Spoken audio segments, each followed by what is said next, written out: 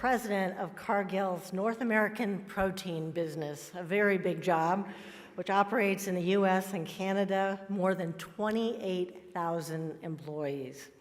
Hans began his career with Cargill in 2001 and has over 2 decades of global experience managing complex protein supply chains in North America, Asia, and Europe. He's focused on driving operational excellence across Cargill's protein portfolio, growing domestic and global market share, and delivering innovative products for both customers and consumers. He holds a bachelor's degree from Woodrow Wilson School at Princeton University and a PhD in political economy from the University of Minnesota. So please welcome Hans Kabat.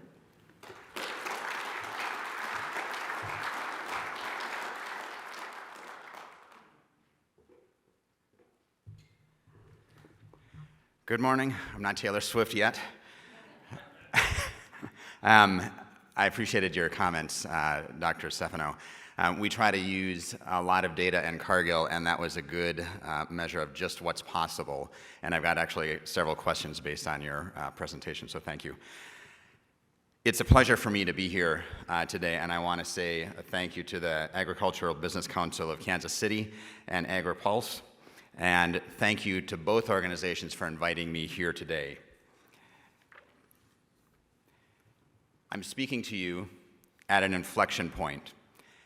It's an inflection point for my company of Cargill. It's an inflection point for our partners. And it's an inflection point for our industry. And it's an inflection point for our current response to the challenges that we face. Our challenges are big ones. They include climate change, new technologies, rural flight, and shifting economics that make it harder to feed the world. Change is a constant in our industry, and lately, change has been happening at a dizzying rate. We need to imagine new possibilities for us. From our perspective at Cargill, we think it's possible to reframe these challenges as opportunities. It's led me to believe that all of us, and those of us in the food industry in particular, have a good reason to be optimistic. As Will Rogers famously said, the farmer has to be an optimist. Otherwise, he wouldn't still be a farmer. If Will Rogers is right, and we believe he is, then we at Cargill have been optimists for 158 years. That's not a stance we're likely to change anytime soon. We are, and always have been, in this business for the long term. Because of who Cargill is and how we operate, we're capable of imagining what's possible. Now, I'm proud to have been at Cargill for 22 years and working in the protein industry. But that is not the first time, those 22 years, that I've been involved in the protein industry and on farms. I grew up in a family cow-calf operation in the Upper Peninsula of Michigan. The UP, as we call it, proudly remains a place where farming is a key driver of the local economy. It's where I was fortunate enough to learn what I still hear every day across Cargill, and that is that farmers are the front line of our food system. They work hard to feed a growing population and know firsthand the tremendous effort and resilience it takes to keep at it. My own parents were not immune to down cycles. They constantly adapted and reimagined what was possible on our farm and then made the necessary pivots to ride out those challenges. And now our farm actually produces bison and hay, and it's still a thriving operation. We need that same sense of resilience and adaptability to navigate our current challenges, both on a large and a small scale. The global demand for food is growing. We just saw it in some of your charts. So is the gap between the number of people we need to feed and the amount of food that is produced to feed them. In this country alone, the USDA has reported that over 33 million households are living in food insecurity. At the same time, the USDA is also forecasting that farm and ranch production expenses will grow by 7% in 2023 to $458 billion. Part of the reason for the increase in food prices is Russia's invasion of the Ukraine that has upended global trade and led to significant declines in agricultural exports like sunflower oil, corn, and wheat. In addition, weather volatility and events from the past summer have been top of mind for farmers and our customers, and many of those customers are asking for more sustainable solutions. But we have been built for extraordinary times. Cargill's Protein North American business, the business that I lead, feeds 90 million people a day. Now, it takes a team of actually 30,000 of us to get that all done, and we know it is not easy. And our mission is to nourish those 90 million people safely, responsibly, and sustainably. And frankly, that challenge is not going to get any easier. But we're optimistic about solving these challenges. Agriculture is at the center of life. And at Cargill, we see a landscape where it is possible to solve big problems, where we are not afraid to reimagine what's possible. From Cargill's vantage point, we must confront global disruptions to feeding the world. As a partner of farmers, NGOs, industry groups, governments, and manufacturers, we know that all of us need to work together to solve those problems and to get on with feeding the world. So how do we do that? To answer that question, I want to focus on 3 key areas where Cargill is reimagining and investing here within the U.S. We are reinvesting in farmers, we are reinvesting in our operations, and we're reinvesting in our communities. This investment in the future of agriculture is how we are reimagining new ways to create value. The success of our global food supply so often falls fairly and unfairly on farmers' shoulders. As if their jobs weren't grueling enough, they've been forced to adapt to climate and market volatilities amidst the global crisis of food insecurity. 345 million people in 82 countries are impacted by global food insecurity. In our country alone, over 33 million American households are living within food insecurity. With these challenges come opportunities, and they're opportunities for change and how to reimagine how the ag system works. We work with farmers at every level of production by connecting them with the tools, resources, and training that they need to adapt sustainable practices while also increasing yields and profitability. By providing farmers a financial incentive for positive environmental outcomes, we can help mitigate climate change, improve soil health, and decarbonize the global food supply. Here are 2 opportunities that I'm particularly proud to talk to you today about within Cargill. The first is Beef Up, and the second is Regen Connect. Cargill's Beef Up sustainability program is our opportunity to harness our close relationship to the supply chain and link producers to customers to unlock the potential in beef. We believe that beef can be a force for good. We do this through a 4-pillar approach of grazing management, feed production, innovation, and the reduction in food waste. Farmers and ranchers want solutions that protect their livelihoods against the impacts of climate change and enable them to continue playing a critical role in feeding the world. We have set a bold goal for our North American beef supply chain, and that is to cut greenhouse gases by 30% by 2030. But taking bold action starts with strong partnerships.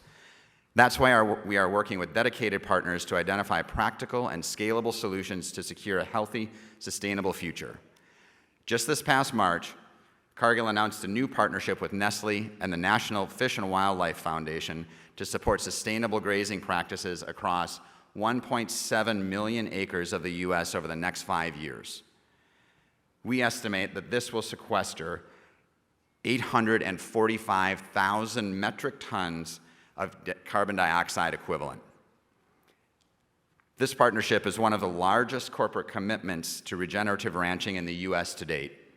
It's also a testament to VFUP's unique ability to connect strong partners, financial resources, and innovative solutions in the fight against global climate change. Between Nestle, Cargill, and matching federal funds, a commitment of $30 million will support beef producers to help them invest and expand regenerative ranching that will feed their cattle herds. The Beef Up program is expected to impact roughly 5.2 million acres by 2030, with a total investment across the program of nearly $80 million. Cargill has always been a leader in the frontier of transforming beef as a force for good, and we will continue to redefine these frontiers by reimagining what is possible within our supply chain. And now let's talk about row crops. In 2021, Cargill launched Regen Connect. This is a regenerative agriculture program created to simplify the adoption of sustainable soil practices and give farmers new access to emerging markets. Regen Connect compensates farmers for these improvements, for example, paying them per metric ton of carbon sequestered. We also offer our participants the option of adopting regenerative practices like zero tillage, cover crops, and offer support from one of our Cargill's conservation agronomists. Since its inception, Regen Connect has experienced tremendous growth. A total of 625,000 acres have been enrolled in the program, spanning across 15 states. The program has invested $7 million in cash payments to participating farmers across the last 2 seasons. Farmer participation has increased 400% since the program's beginning, with nearly 1,000 farmers currently participating. We're proud of the work being done to expand market access for farmers through Regen Connect. Now, as an inclusive company, we want our teams to reflect the communities we serve and the 90 million consumers we feed every day. We also believe that inclusivity needs to extend to the farms that are growing this food. This is why we are addressing the decades-long challenge of Black inequality in U.S. farming. In 1910, Black farmland ownership accounted for upwards of 19 million acres. Today, over a century later, Black farmland ownership accounts for just under 3 million acres. And Black farmers represent just over 1% of the 3.4 million farmers in the United States. Cargill is working across the industry to help these inequalities. In 2021, Cargill introduced the Black Farmer Equity Initiative. We partnered with the National Black Growers Council and 100 ranchers to boost Black farmers' access to markets, capital, training, and technology. In January of this year, the National Minority Supplier Diversity Council introduced the 11 members of the first cohort of the Black Farmer Equity Initiative. Members of our first cohort include Antron Williams, who is the owner of Mahogany Farms, LLC, and a first-generation farmer. Antron's farm in Roseville, South Carolina, grows corn, cotton, soybeans, and wheat on 550 acres. He is also the president of the Orangeburg County Young Farmers Association. Another great example is Kimberly Ratcliffe, who is the manager of Caney Creek Ranch in Oakwood, Texas, and the owner of Farm to Freezer Meat Company, which offers high-quality beef direct from East Texas ranches to consumers. Caney Creek Ranch is a 2,500-acre environmentally sustainable operation where she raises 550 Charbray cattle. Both of these stories are unique, and both contribute to a system which is becoming more equitable and sustainable. Now, restoring and modernizing the resilience of our food system is a shared responsibility and shouldn't be solely placed on farmers. From our unique place at the center of the global food system, Cargill is undertaking some major projects which will benefit our frontline teammates.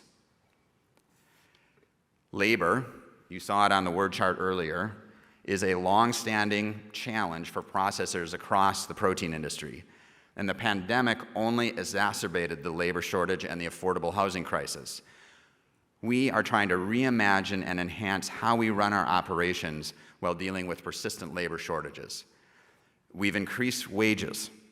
We've increased other benefits. We've offered bonuses. We've offered on-site child care and on-site medical care, and we've enhanced our training and are working on transportation and housing strategies to benefit our teammates.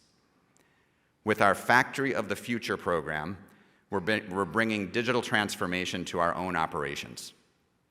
In 2023 alone, we plan to invest an additional $100 million in our Factory of the Future programs, and we expect this investment to top $700 million by 2026. Our strategy incorporates automated equipment, digitalization, and advanced analytics to our processing plants to improve worker safety, streamline processes, and improve yields. We are investing across our facilities in technology like smart saws, foreign object detection, and automated box handling. Some of those technologies have been around for a while. We are also exploring technologies that can visualize cuts for each individualized beef carcass. Now imagine the difficulty of this. Although automation has existed in the auto industry for decades, where every piece is the same time after time, it seemed nearly impossible to replicate for something as complex as cutting beef carcasses. But what seemed like the work of science fiction a few short years ago is becoming our reality. This program also offers upskilling for our employees who are trading knife work and other physical, often repetitive tasks with opportunities to develop digital and analytic skills. Take, for example, our cobots, which are collaborative robots that assist with automated tasks. Our teammates are now operating these robots and interacting directly with them. They're not behind cages. It wasn't long ago this would have seemed an impossibility and highly unsafe. Today, it is a reality. Additionally, predictive analytics are enabling us to make strategic labor moves across the floor to optimize our production and to allow our teammates more flexibility with their schedules. Factory of the Future is currently live across 30 protein production facilities in North America, including Dodge City, Kansas, Round Rock, Texas, and Monticello, Minnesota. All of this told, the strategy has delivered $84 million to Cargill, and we have a lot more to do. Ultimately, customers and consumers will receive top-of-the-line protein products that have been manufactured in a new way. Through our commitment to invest and modernize our operations, we are confident that we will be an industry leader in safe, innovative, and resilient smart factories.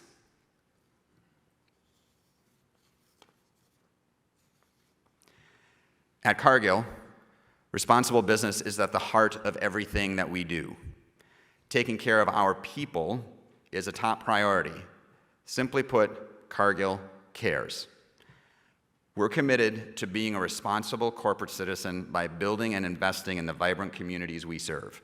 We do this because we are in these communities, and every one of our communities is facing its own unique set of challenges. These include a lack of affordable housing, teacher shortages at local schools, and limited availability of childcare.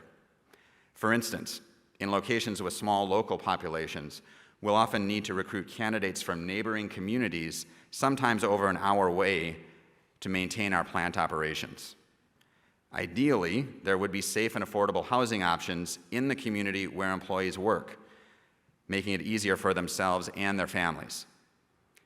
Without affordable housing, this situation can strain budgets, force families to settle for housing that doesn't fully meet their needs, and can price some entirely out of the market. That's why Cargill is partnering with community organizations from across the country to help solve those issues and bring new housing to communities where we have operations. For instance, in Schuyler, Nebraska, we have partnered with Regional Development Authority to guarantee occupancy for new townhomes the community desperately needed. We are investing in the revitalization of rural communities. When our team in Fort Morgan, Colorado, identified affordable housing as a barrier to employment, we collaborated with community organizations to invest over $40 million in future development of housing and rental properties. We listen to our communities. When schools in Fort Morgan transitioned to a 4-day school week, Tuesday through Friday, we heard the concerns from our employees, and in response, we have invested in childcare programming in partnership with the local United Way and the Boys and Girls Club. Our grant funding of $200,000 will cover childcare programming every Monday for the 2023 to 2024 school year. We hope that local governments will also invest in providing childcare opportunities to help parents get back to work and in turn help meet labor shortages. We are investing in underserved and underrepresented communities that offer vital assistance through education and training opportunities. We're dedicated to providing financial resources to local initiatives in the areas where we work, often aimed at supporting Black and Hispanic communities. Encompassing all our business activities, we have invested more than $2.3 billion across Missouri and Kansas alone. As I said before, Cargill cares. Through our continued investment and partnership with rural communities, we are trying to do our part to transform these communities into hubs where high-paying work, an incredible quality of life, and a brighter future are available for all.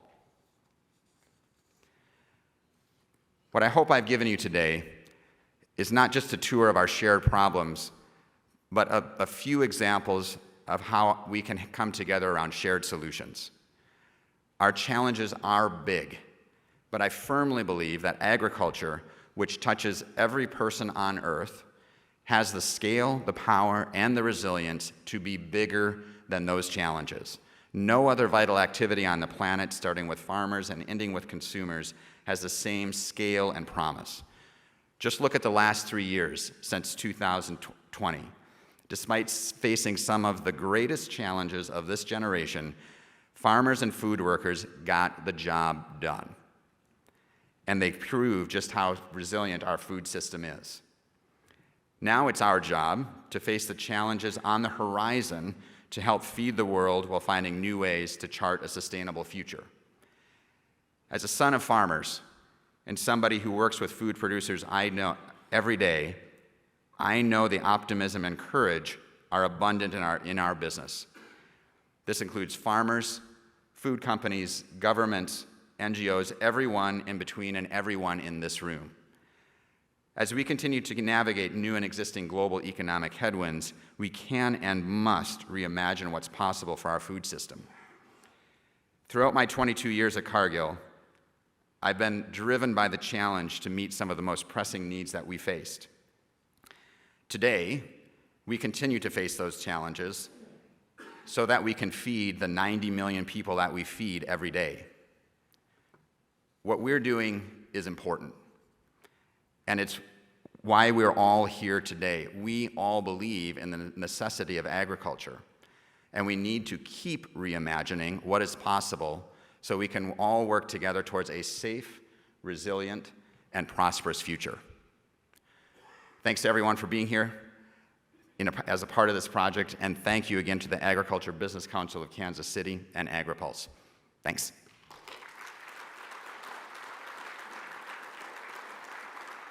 Sure, if there are some, yeah.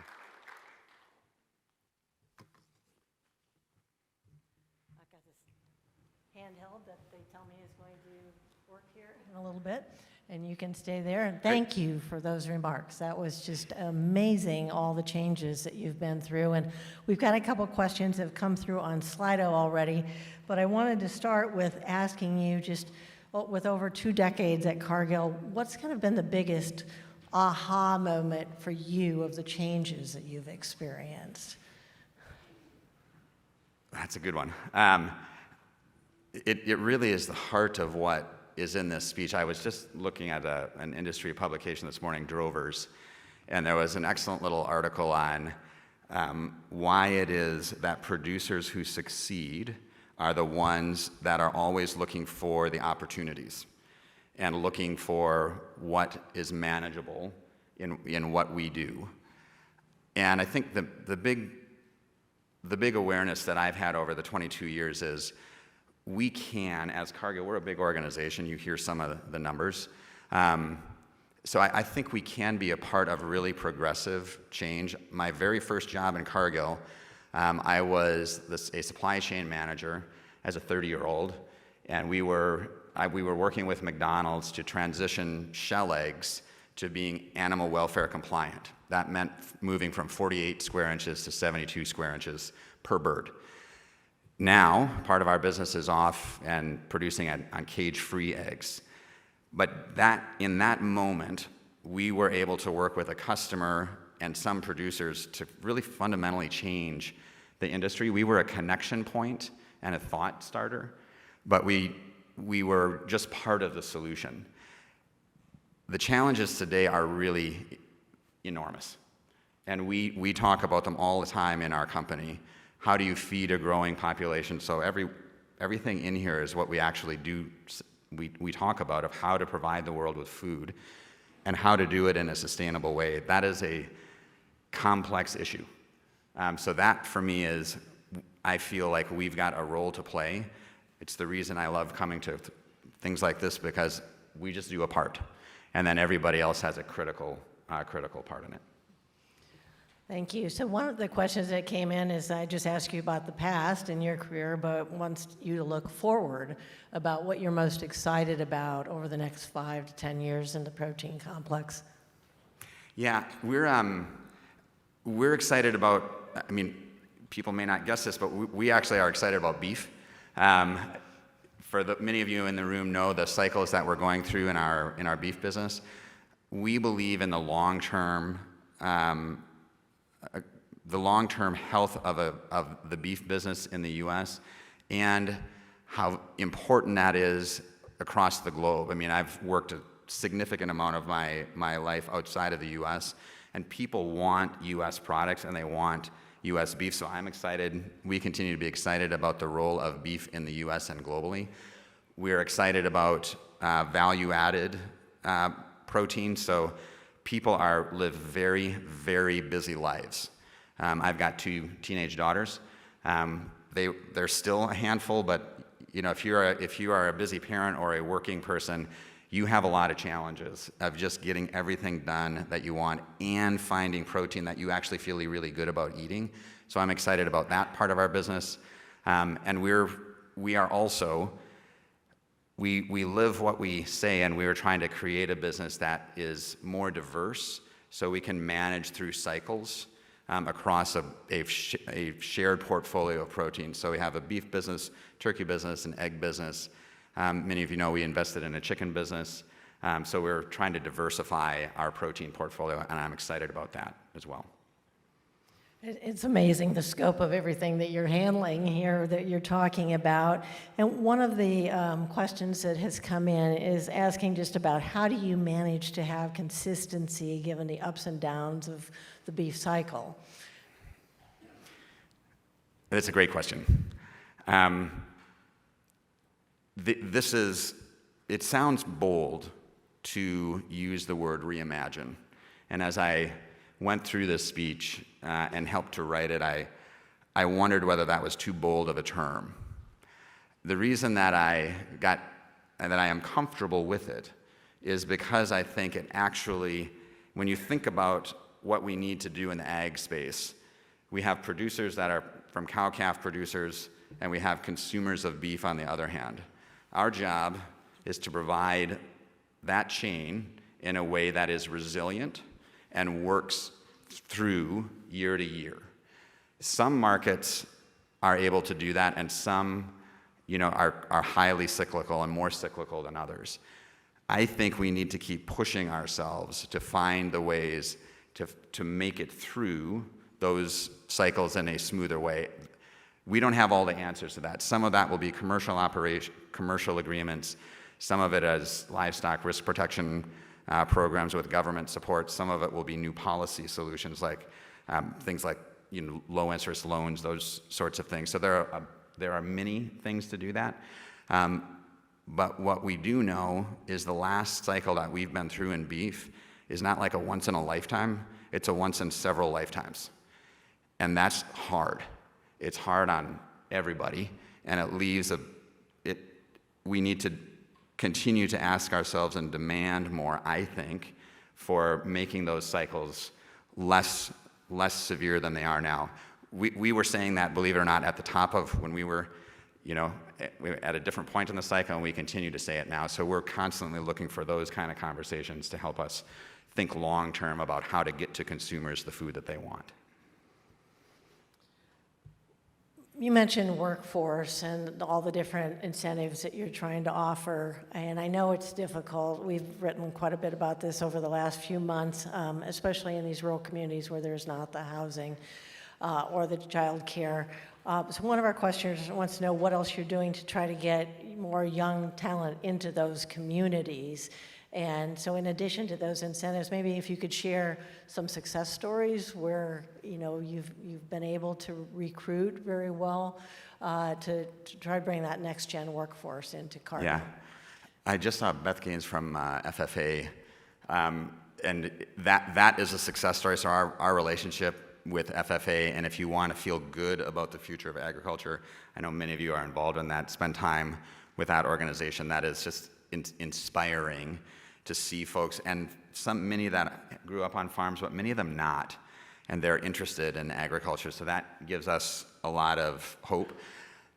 We find that people want to be involved in agriculture. I mean, when I was growing up, people wanted to get off the farm.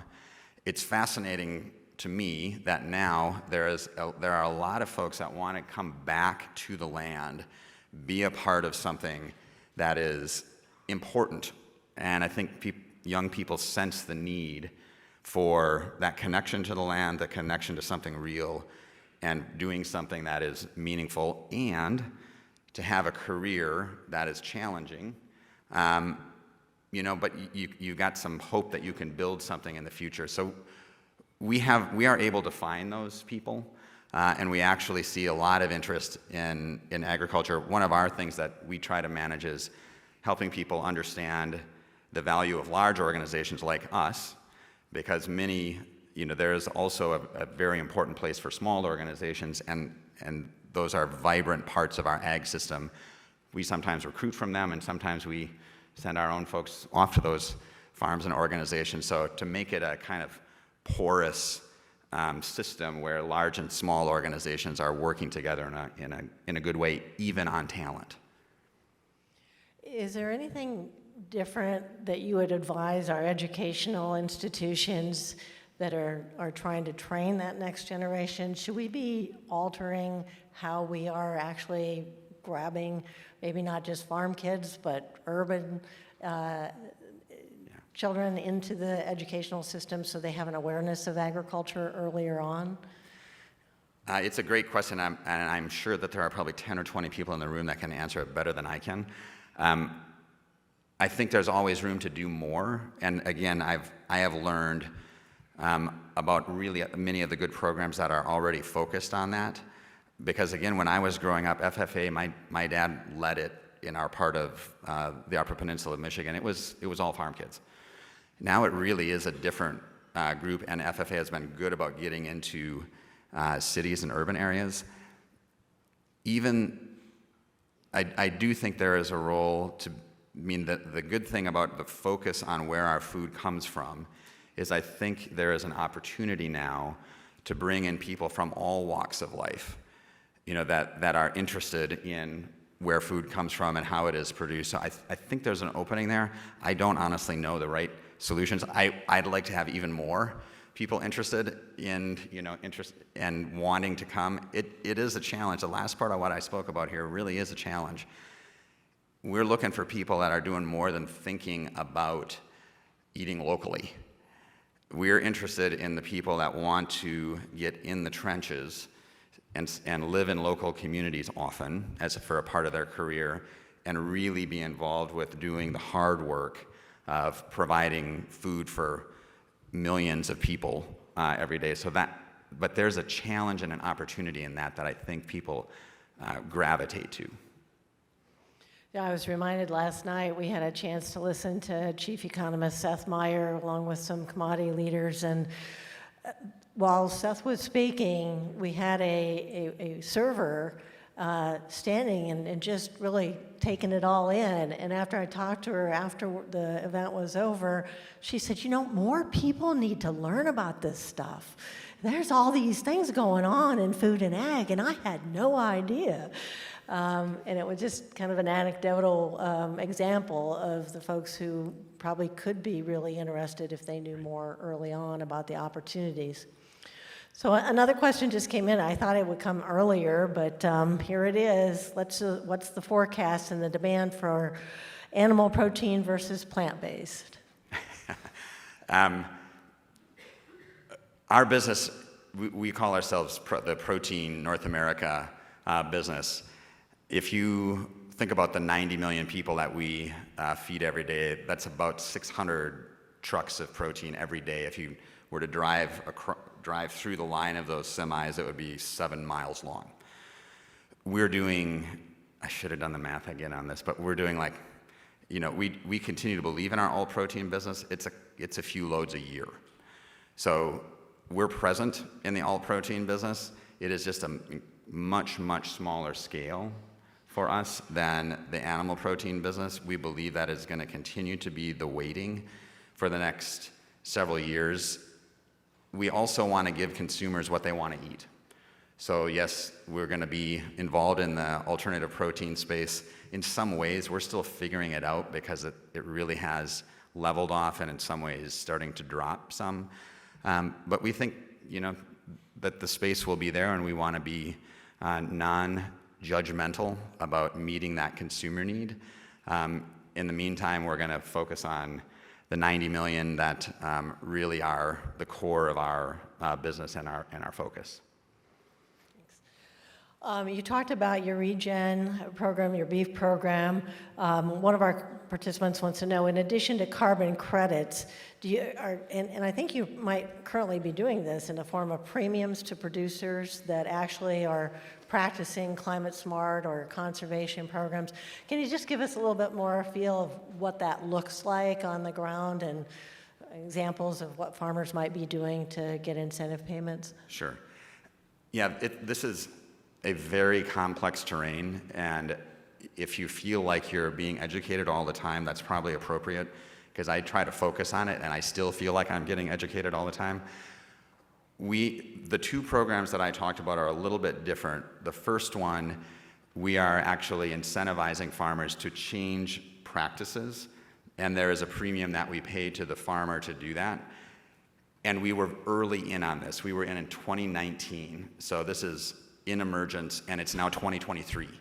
So we started that program just to help us figure out, with intensive rotational grazing, what can be the change in the sequestration of carbon. That is a super complex issue. So trying to measure the amount of carbon that is retained in different parts of your land in different geographies, not simple.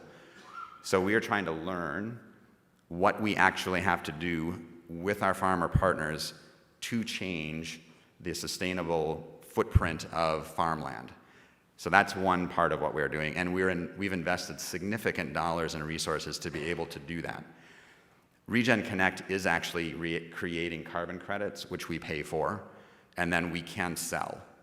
The market price of carbon credits right now really depends on who you're selling them to. I've seen things from like $30 a ton to $200 a ton. The 200 is an outlier. It's closer into 30 to 60 or 70 or 80. But the market is evolving very quickly. We're trying to learn with partners about how to create value and share that value with our producers and make sure that consumers know what we are creating and that they actually will pay for it. That is a question that I think we are still learning the answer to. People want to feel good about what they eat. We know that. When it comes down to, will you pay more for this product that has these attributes that are more sustainable or more carbon or less carbon intensive, they need to follow through. and pay for that. Otherwise, we will not get the incentive back in the value chain. So we're in the process of figuring out all of those things, which, to link back to your previous question, if you're a young person and you want to make a difference in the world, and there's something that we're uncertain about, but is really fundamentally important in what we eat and how we make it, that's a key area to get involved in.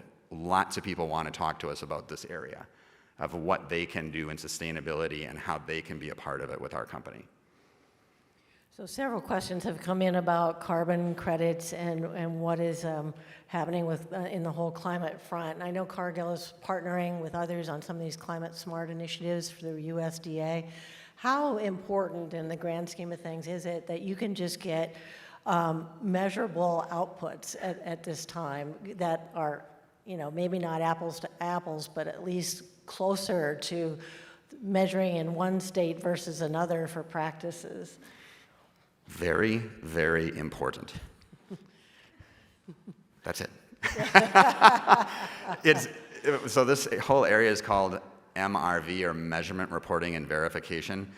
I actually think it is the most important thing that we're doing right now, because if we're not careful, the public, farmers, our customers will feel like there is a gold rush that is not healthy. And we need to be really precise in what we are creating and what the validations that we have around what we are creating. That is how we are trying to face into this. That's why we haven't made some bigger claims and signed up with some other things, because for us, solving it is more important than claiming victory on solving it. So this is really the number one focus within Cargill. All right, so last question here from our group, and we'll end with this. You've been so gracious to give us your additional time on this. Of all the challenges facing our food production system right now, which are you most optimistic about solving in the coming year? You just talked a little bit about, you know, trying to overcome some of these challenges. So where do you think that we should be most optimistic in solving challenges? It's the big one. It's how do you feed a growing population and do it within the environmental constraints of the planet? If you look back, if you want inspiration, look back at some of the historical charts on crop yields, or, you know, the yields in the meat production industry. It is absolutely phenomenal what agriculture has done in the last 50 years. And people have been, since the time of Malthus, saying we're going to run out of food to feed the world's population. I don't believe that. I believe that we can confront the challenges that we've got, but it's going to take new technology. It's going to take new ways of seeing and doing things. We're on our way to 10 billion people in the middle of 2050. I think it's people in this room and others that are going to find our way to do that. But I am really optimistic about our ability to do that. It's going to be hard, frustrating. We're going to have setbacks, but I believe that we can do it. And it's the critical challenge in front of us. Thank you. And let's give Hans a big round of applause for everything.